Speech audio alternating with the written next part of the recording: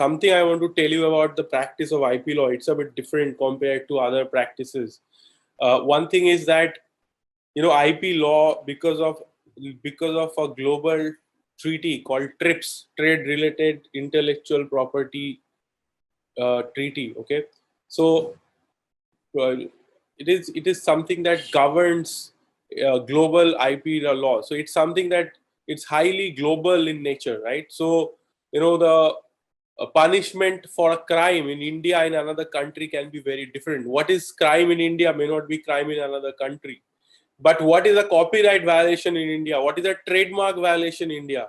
What is patentable in India is pretty much the same across the world, right? So whether you go to the US or Europe or Japan, China, everywhere, it is more or less you have the very similar IP laws. There may be some small rules may be different. Some things are different, of course. Some practice is different, right?